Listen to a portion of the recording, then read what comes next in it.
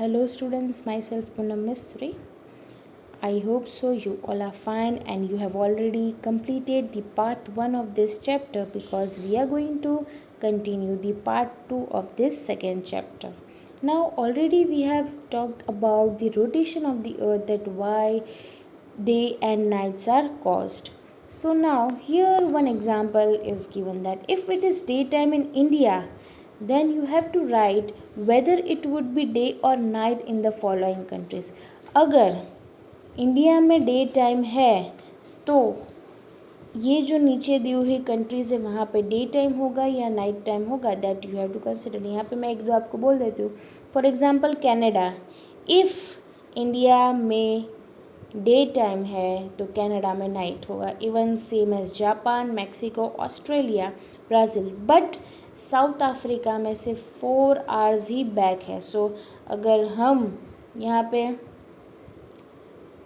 8 बजे है तो वहाँ पे 4 बजे ही होंगे. ओके, सो वहाँ पे इवनिंग होगा और हमारा यहाँ पे नाइट होगा. Only 4 hours difference is there between South Africa and India.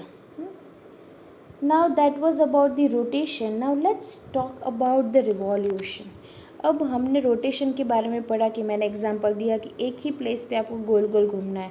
Now revolution में मैंने बोला कि मैं बीच में किसी को खड़ा रख दूंगी, आपको उसके गोल घूमना है. That is the revolution. और समझ लो कि बीच में वो है सन और जो घूम रहा है वो है अर्थ. आप जो घूम रहे हो वो आप अर्थ हो और बीच में जिसको रखा है that is sun.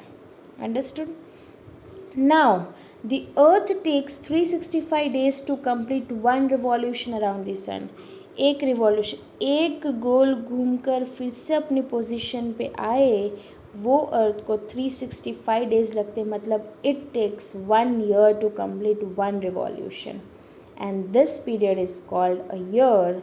It revolves around the sun at a speed of approximately 1780 kilometre per our. जैसे हमने रोटेशन की स्पीड देखी थी 1670 किलोमीटर पर आवर, वैसे ही यहाँ पे 1780 किलोमीटर पर आवर है. Then too you can imagine that कि ये जो रिवॉल्यूशन कर रहा है उसमें 1 year लगता है. Even though the speed is too high, then too it takes 1 year. Now the earth moves continuously on a fixed imaginary path called an orbit. अब जो एरिया में वो घूम रहा है, जैसे जो डायरेक्शन में वो जा रहा है, that is known as orbit. जो पाथ पे वो जा रहा है, that we can say that is the imaginary path we can say. और वो पाथ से वो जा रहा है that is known as orbit. This orbit of the earth is not round but it is elliptical, that is it is oval. जो path पे वो जा रहा है, घूम रहा है, that is oval in shape, that is not circle. This is the reason why the distance between the earth and the sun does not remain the same throughout the year. Because of this reason only कि वो elliptical है, not circle. अगर circle होता तो same होता throughout the year. But because of this distance जो है, because of this elliptical nature, जो डिस्टेंस है बिटवीन अर्थ एंड सन वो कभी भी सेम नहीं रहेगा थ्रू आउट द ईयर. क्योंकि अगर ओवल होगा तो एक साइड में वो ब्रॉड होगा, एक साइड में नैरो हो सकेगा. That is why the earth revolves around the sun at a speed of 1780 kilometre per hour. That we have studied. Now along with earth, moon also revolves around the earth and earth revolves around the sun. Earth revolves around the sun वो तो हमने पढ़ा. But यहाँ पे moon क्या करते हैं, moon revolves around the earth. So यहाँ पे क्या हो जाता है, मून जो है वो अर्थ को घूम रहा है, अर्थ जो है वो सन को घूम रहा है. Now the earth makes an angle of 23.5 degree to its axis and 66.5 to its orbit. Axis में मतलब अपने ही पाथ पे वो रोटेशन की बात कर रहा है, और ऑर्बिट की बात करें, जो रिवॉल्यूशन की बात करें, तो 66.5 डिग्री वो एंगल जो है वो क्रिएट करता है. The tilting of the earth on its axis. Tilting मतलब टिल्ट होना, मतलब क्या, नॉट स्ट्रेट, थोड़ा bending on its axis causing the varying lengths of the day and night and also changes in season. और ये tilting nature जो है earth का which is not same due to that जो डे एंड नाइट की length है, and the changes in seasons occurs.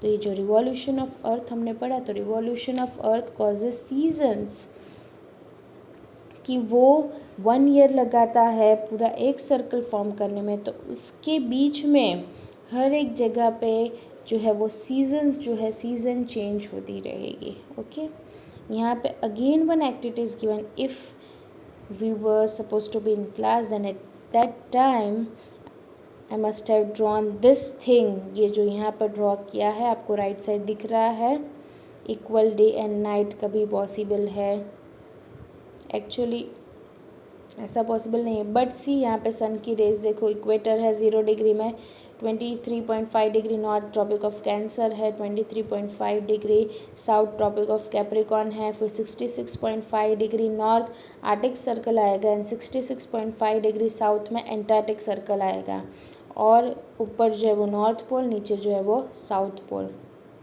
और पोल के पास जो डिग्री रहेगी दैट विल बी 90 डिग्री होगा, वो नॉर्थ में 90 डिग्री नॉर्थ, साउथ में 90 डिग्री साउथ। यहाँ पे वो लोग देख रहे हैं कि 21 मार्च, 21 अप्रैल, 21 मई, 21 जून, 21 जुलाई, 21 अगस्त एंड 21 सितंबर, they have just asked you that sunrise कौन से टाइम पे होता है, सनसेट कौन से टाइम पे होता है, hours and minutes of the day, that you just have to note it down.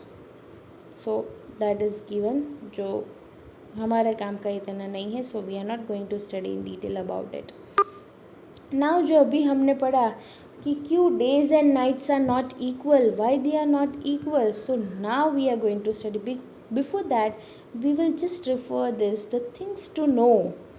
उसमें क्या है, the line that separates the lighter from the darker half of the earth, जो लाइन लाइटर और darker half of the earth को separate करती है and joins the two poles is called the circle of illumination, उसको circle of illumination करते हैं, जो separate करती है डार्क और लाइट को। Now we will see the varying lengths of days and nights, की why days and nights are not equal. तो हमने यहाँ पे ऑलरेडी देखा कि जो रेज है सन की, इट फॉल्स वर्टिकली, वर्टिकली मतलब straight, not horizontally, vertically Tropic of Cancer में जा रही है। आप देख रहे हो ट्रॉपिक ऑफ कैंसर में on 21 June and on the tropic of Capricorn at 22 December. याद रखना, सन अर्थ जो है वो रोटेट भी कर रहा है, even it is revolving around the sun also, याद रखना ही। तो सन की रेज जो है ट्रॉपिक ऑफ कैंसर में वो जा रही है 21 June and tropic of Capricorn में 22 दिसंबर। जब ये रेस वर्टिकली फॉल हो जाए तो days are longer, but whenever they are slanting days are shorter. जब ये रेस सीधी अगर जा रही है तो डेज बड़े हो जाएंगे, बट अगर वो जैसे जैसे मूव करती जाएगी और ये स्लांटिंग रेस जाएगी तो at that time days will be shorter. यहाँ पे 2 tropics are in opposite hemisphere, एक नॉर्दर्न हेमिस्फीयर में है, एक सदर्न हेमिस्फीयर में, बीच में इक्वेटर है। Tropic of cancer in the northern hemisphere, tropic of capricorn in the southern hemisphere. इसीलिए the season in the northern and southern hemispheres are opposite. Look at the diagram and you can answer the following question. How long would a day be on the tropic of cancer on 21 June? को सबसे बड़ा दिन हो सकता है, हम मान सकते हैं ऐसा, बिकॉज वो दिन को सनसेट जल्दी नहीं हो पाएगा, सन की डायरेक्ट रेस फॉल होती है। फिर which season do the places of tropic of cancer experience? Generally hot ही होगा, हॉट रीजन समर सीजन बोल सकते हैं। What would be the duration of day and night? The duration of day and night would be equal on that day. What will occur on the Tropic of Capricorn on 22 December? वहाँ पे हम बोल सकते हैं कि वहाँ पे ठंडी लगने लगेगी, स्लैंटिंग रेस, एंड 22 दिसंबर को सबसे छोटा दिन होगा, राइट, क्योंकि ठंडी के टाइम में हमें ऑलरेडी पता है कि जो सनसेट है वो बहुत जल्दी हो जाता है। Now we are going to study about the seasons, different seasons के बारे में हम पढ़ने वाले हैं। Already we know that the earth rotates on its axis in the same direction while revolving around the sun. On its orbit. जब earth जो है वो सन से घूम रहा है तब खुद भी वो घूम ही रहा है अपने एक्सिस पे, जो रोटेशन है वो रिवॉल्व तो कर रहा है सन से, लेकिन अपने आप भी घूम तो रहा ही है। Due to this the north pole faces the sun at regular intervals, और उसकी वजह से जो नॉर्थ पोल है वो सन को फेस कर पा रहा है रेगुलर इंटरवल ऑफ टाइम पे। लेकिन the rays of the sun जो है वो falls directly either on the north और साउथ ऑफ इक्वेटर। जो सन की रेज है वो वर्टिकली फॉल होती है नॉर्थ या साउथ पे, जिसकी वजह से डे और नाइट में डिफरेंस आ जाएगा। और जो पार्ट अर्थ का जहाँ पे सबसे ज़्यादा सनलाइट मिलेगी, जो पार्ट है अर्थ का वहाँ पे सबसे ज़्यादा, मतलब हम बोल सकते हैं कि वहाँ पे समर सीज़न होगी। एंड जहाँ पे सबसे लेस सनलाइट फॉल होगी वहाँ पे विंटर होगा। तो ये जो नॉर्दर्न हेमिस्फीयर है उनकी समर कब होती है? 21 मार्च से 21 सितंबर तक हम ग्लोब की बात कर रहे हैं। बट तब विंटर है सदर्न हेमिस्फीयर में। बट जब सदर्न हेमिस्फीयर में समर होगा तब नॉर्दर्न हेमिस्फीयर में विंटर होगा। The change off season is a phenomenon that directly effects human life. ये चेंज जो है वो, डोंट वरी, मैं उसको डिटेल एक्सप्लेनेशन के लिए आपको एक वीडियो भी सेंड करूँगी, एनिमेशन वीडियो होगा, वो जस्ट आप देख लेना so that you will understand it very properly. अब मैं यहाँ पे आ नहीं सकती, सो मीन्स अगर हम क्लास में होते तो मैं आपको फेस टू फेस ज़्यादा अच्छे से एक्सप्लेन कर पाती, but now here because of some situation मैं ऐसे ही एक्सप्लेन कर रही हूँ वर्बली। बट आपको मैं वीडियो सेंड करूँगी जिसमें आपको पूरा पता चल जाएगा about the rotation and revolution. Okay, यहाँ पे देखो आपको दिख रहा है कि यहाँ पे सन की रेज जो है वो डायरेक्टली 21 जून को फॉल हो रही है। तो 21 June will be the longest day 20, और तब ये साइड जो है 22 दिसंबर धीरे धीरे धीरे धीरे धीरे देखो, हम अगर 21 जून की बात करें, फिर जुलाई अगस्त आया, सितंबर में equal day and equal night आ जाएगा। बिकॉज लेंथ देखना, लेंथ देख सकते हो इक्वल है वो, इसीलिए।